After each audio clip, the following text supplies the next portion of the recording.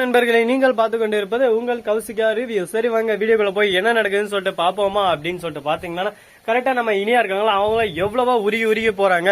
நான் பண்ண தப்பு தாங்க, அந்த தப்புக்கு ஒரு தண்டனை இல்லையா, தப்புக்கு ஒரு மன்னிப்பு இல்லையா அப்படின்னு சொல்லிட்டு கேட்க தண்டனைலாம் மன்னிப்பு இல்ல, உங்ககிட்ட பேசாம இருக்கிறது தான் சரியான ஒரு வழியா, என்கிட்ட கேட்காம நீ எப்படி இதெல்லாம் பண்ணலாம். அது மட்டும் இல்லாம உன் இஷ்டத்துக்கு வந்து போலீஸ் ஸ்டேஷன் அங்கன்னு சொல்லிட்டு உன் பாட்டுக்கு நான் பிரெக்னெண்டா இருக்கிற மாதிரி சொல்லிட்டு காட்டிக்கிறேன். இப்போ வந்து புள்ளியும் தார்வாத்து குத்துறோம்னு சொல்லிட்டேன்.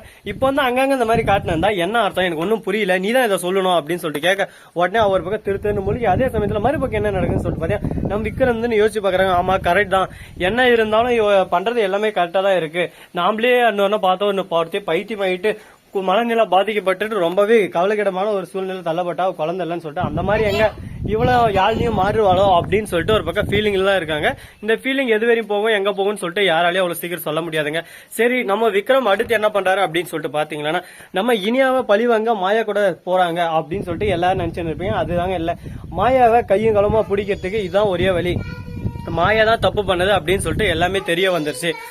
அதனால மாயாவை சும்மா விடக்கூடாது, அவளை எப்படியாவது கையும் களவா பிடிக்கணுமே அப்படின்னு சொல்லிட்டு ஒரு சதி திட்டம் தீட்டாங்க. தீட்டுறதோட மட்டும் இல்லாம மாயா கிட்ட போய் நல்லா பேசுற மாதிரி நெருக்கமா பேசுறாங்க. மாயாவை நம்பிடுறாங்க. உடனே மாயா இருந்துன்னு ஆளுங்கிட்ட பேசிட்டு இருக்காங்களா, அப்ப வந்து அவ போனை எடுத்து எல்லாமே பாத்துறாங்க. எங்க பேசினா என்னென்ன பண்ணா எல்லா எவிடன்ஸும் கிடைச்சிருது.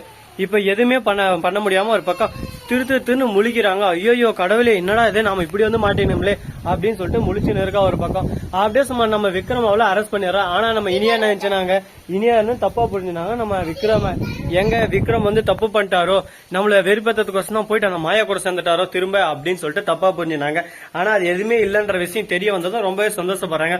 நம்ம புருஷன் தான் நம்ம மேல உயிரே வச்சுன்னு இருக்காரு அப்படின்னு சொல்லிட்டு அப்பதான் அவங்களுக்கு புரிய வருது. என்ன பண்றதுங்க, யாரா இருந்தாலும் ஒரு செகண்ட்ல சந்தேகன்றது ஒரு வருதான். எங்க அன்பு அதிகமா இருக்கும், எங்க பாசம் அதிகமா இருக்கும், விட்டு போயிடுவான்னு எங்க ஒரு பக்கம் தோணுதோ அந்த இடத்துல தாங்க பாசமும் அன்பும் அதிகமா இருக்கும். அந்த மாதிரிதான் இங்கேயும் ஒரு பக்கம் அன்பு அதிகமா இருக்கு.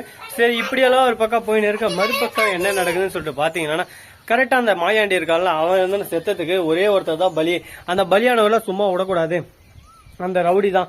அந்த ரவுடி பயப்படுறான். ஐயோ சார் எனக்கு பயமா இருக்கு சார், விக்ரம பார்த்தாவே எனக்கு பயமா இருக்கு, அல்லு விடுத ஒரு பக்கம் விக்ரம் எங்க என்ன கொண்டு வரணும்னு சொல்லிட்டு எனக்கு பயமா இருக்கு, என்ன நீங்க தான் சார் எப்படியான காப்பாத்தணும் ப்ளீஸ் சார் சொல்லிட்டு கெஞ்சி கேட்டுன்னு இருக்காங்க. என்னதான் கெஞ்சினாலும் இல்ல கொஞ்ச நாளும் உன்னை காப்பாற்ற முடியாது. ஐயோ விக்ரம் சார் உன் மேல கண்ணு வச்சிட்டாரியா, நீ அப்பயே உண்மையை ஒத்துந்தாலும் சாதாரணமா விட்டுப்பாரு, இப்போ உன்னை சாதாரணமா விடுற மாதிரி அவர் ஐடியாவிலே இல்ல, அவர் வேற மாதிரி பிளான் பண்ணி வச்சிருக்காரு அப்படின்னு சொல்லிட்டு சொன்னதும் சார் எனக்கு பயமா இருக்கு சார், ஏதோ ஒண்ணு நல்லதா பண்ணி விடுவேன் சார், என்ன சார் எனக்கு மட்டும் இந்த மாதிரி பிரச்சனை மேல பிரச்சனை வந்து இருக்கு அப்படின்னு சொல்லிட்டு கேட்க, யோ இதெல்லாம் நீ மாட்டா பிரச்சனையா, நீ கை கால வச்சுன்னு கவனம் இருந்தா அந்த பிரச்சனை எல்லாம் உனக்கு வந்துக்குமா சொல்லு, தேவையில்லாம நீயே வாயை கொடுத்து உன் வாயாலே நீ புண்ணாக்கின, இப்போ ஒன்னும் பண்ண முடியாது, என்னாலலாம் உன்னை காப்பாற்ற முடியாது மனுஷரியா அப்படின்னு சொல்லிட்டு சொல்ல உடனே என்ன சார் நீங்களே இப்படி கைவிரிக்கிறீங்க அப்படின்னு சொல்லிட்டு ஒரு பக்கம் ஃபீல் பண்ண, சரியா இது ஒரே வழிதான் உண்மையா ஒத்துக்கோயா. சோ நண்பர்களே இந்த வீடியோ பிடிச்சிருந்தா லைக் பண்ணுங்க, கமெண்ட் பண்ணுங்க, ஷேர் பண்ணுங்க, டிண்டிங் பெல்ல தட்டி விட்டு போங்க, அப்பதான் நான் போற அடுத்த வீடியோ உடனுக்குடன் வரும். மிக்க நன்றி, தேங்க்ஸ் ஃபார் வாட்சிங், டாடா, see you, நன்றி, வணக்கம், வந்தனம், வருக தருக.